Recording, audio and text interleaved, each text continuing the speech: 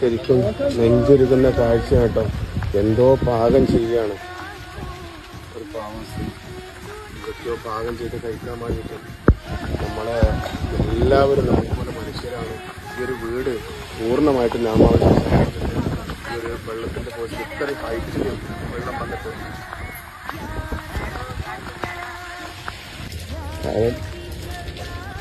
ഈ അവരെ ബാക്കിയുള്ളവരായിരിക്കാം ഇത്രയും ദിവസമായിട്ട് കിട്ടാതെ ഈ ഒരു പുഴയ്ക്ക് കിലോമീറ്ററുകൾ അപ്പുറത്ത് നിന്നാണ് ഈ ഒരു ബോഡി കിട്ടിയിട്ടുള്ളത്.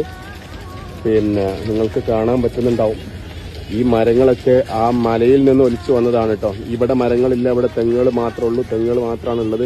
പക്ഷെ ഈ ഒരു എന്താ പറയാ 200 മീറ്റർ ഇപ്പുറത്തേക്ക് ഇത്രയും വലിയ കൂറ്റൻ മരങ്ങളൊക്കെ ഒലിച്ചു വന്നിട്ടുണ്ടെങ്കിലും ഞാൻ പറഞ്ഞില്ല നിങ്ങളോട് പറയാനുള്ള കാരണം ഇത്രയും ഇതിന്റെ വ്യാപ്തിയാണ് ഞാൻ ഉദ്ദേശിക്കുന്നുള്ളത്. അതുപോലെ തന്നെ തെങ്ങുകളൊക്കെ കാണാൻ പറ്റുന്നുണ്ടാവും. ഒക്കെ കടപഴകി